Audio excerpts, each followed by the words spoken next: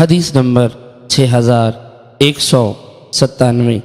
حضرت انس رضی اللہ عنہ فرماتے ہیں کہ حضرت ام سلیم کے بطن سے حضرت ابو طلحہ کا بیٹا انتقال کر گیا تو حضرت ام سلیم نے اپنے گھر والوں سے کہا کہ حضرت ابو طلحہ رضی اللہ عنہ کو ان کے بیٹے کے انتقال کی خبر اس وقت تک نہ دینا جب تک میں ان کو خبر نہ دے دوں۔ فرماتے ہیں ابو طلحہ رضی اللہ عنہ آئے تو ام سلیم رضی اللہ عنہا فرماتے ہیں حضرت ابو طلحہ رضی اللہ عنہ آئے تو ام سلیم رضی اللہ عنہا نے ان کے سامنے کھانا رکھا، انہوں نے کھانا کھایا اور پانی پیا، پھر حضرت ام سلیم نے پہلے کی نسبت اچھا بناؤ سنگھار کیا۔ حضرت ابو طلحہ رضی اللہ عنہ نے ان سے عمل ازواج کیا۔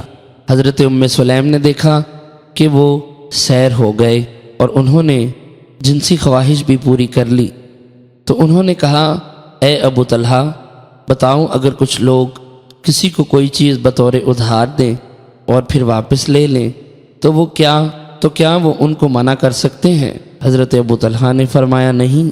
حضرت ام سلیم نے کہا تو آپ اپنے بیٹے کے بارے میں یہی گمان کر لیں۔ یہ سن کر حضرت ابو طلحہ کو رضی اللہ عنہ کو غصہ آیا اور انہوں نے فرمایا تم نے میرے بیٹے کے بارے میں مجھے خبر نہیں دی کہ میں جنسی عمل سے آلودہ ہو گیا، پھر تم نے مجھے میرے بیٹے کے بارے میں بتایا۔ اس کے بعد حضرت ابو طلحہ رضی اللہ عنہ رسول اکرم صلی اللہ علیہ وسلم کی خدمت میں حاضر ہوئے اور گزشتہ واقعہ کی خبر دی۔ رسول اکرم صلی اللہ علیہ وسلم نے فرمایا اللہ تعالیٰ تمہیں تمہارے گزشتہ رات کے عمل میں برکت عطا فرمائے۔ اس کے بعد حضرت ام سلیم حاملہ ہو گئی اور ایک سفر میں وہ حضور علیہ السلام کے ساتھ تھی، اور جب آپ کسی سفر سے واپس مدینہ طیبہ تشریف لاتے تو رات کے وقت مدینہ طیبہ نہیں جاتے تھے۔ جب مدینہ طیبہ کے قریب پہنچے تو حضرت ام سلیم کو درد شروع ہو گیا۔ حضرت ابو طلحہ ان کے پاس ٹھہرے اور رسول اکرم صلی اللہ علیہ وسلم تشریف لے گئے۔ حضرت انس رضی اللہ عنہ فرماتے ہیں حضرت ابو طلحہ نے کہا اے اللہ تو خوب جانتا ہے کہ مجھے یہ بات پسند تھی کہ میں رسول اکرم صلی اللہ علیہ وسلم کے ساتھ مدینہ طیبہ سے نکلوں اور آپ کے ساتھ ہی شہر میں داخل ہوں، اور تو جانتا کہ میں کس مجبوری کی وجہ سے رک گیا ہوں۔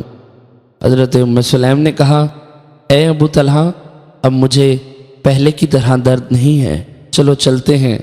چنانچہ چل پڑے۔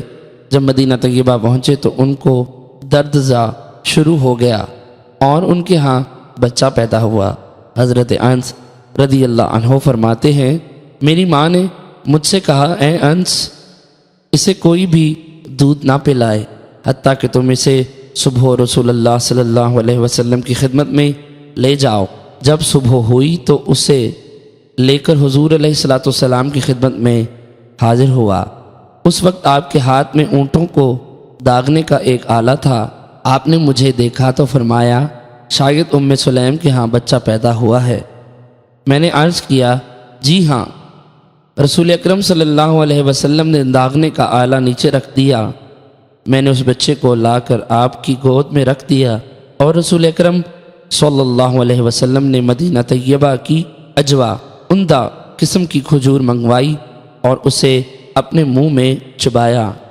جب وہ گھل گئی تو آپ نے اسے بچے کے منہ میں رکھ دیا اور وہ اسے چوسنے لگا۔ رسول اکرم صلی اللہ علیہ وسلم نے فرمایا دیکھو انصار کو کھجور سے کتنی محبت ہے۔ پھر آپ نے بچے کے چہرے اور سر پہ شفقت پھیرا اور اس کا نام عبداللہ رکھا۔ حدیث نمبر 6198۔ حضرت انس بن مالک رضی اللہ عنہ فرماتے ہیں کہ حضرت ابو طلحہ رضی اللہ عنہ کا بیٹا انتقال کر گیا، اس کے بعد حسب سابق ہے۔ حدیث نمبر 6199۔ حضرت ابو ہریرہ رضی اللہ عنہ سے مروی ہے رسول اکرم صلی اللہ علیہ وسلم نے نماز فجر کے وقت حضرت بلال رضی اللہ عنہ سے فرمایا بلال مجھے وہ عمل بتاؤ جس کی تمہیں اسلام میں سب سے زیادہ نفع کی امید ہو، کیونکہ میں نے آج رات جنت میں اپنے سامنے تمہارے جوتوں کی آہٹ سنی ہے۔ انہوں نے عرض کیا، مجھے اور تو کسی عمل کی اتنی امید نہیں جو میں نے حالت اسلام میں کیا، البتہ یہ کہ جب میں رات اور دن میں مکمل وضو کرتا ہوں تو اس کے ساتھ اتنی رکعت نماز پڑھ لیتا ہوں جتنی رکعت اللہ تعالیٰ نے میرے لیے مقدر کی ہے۔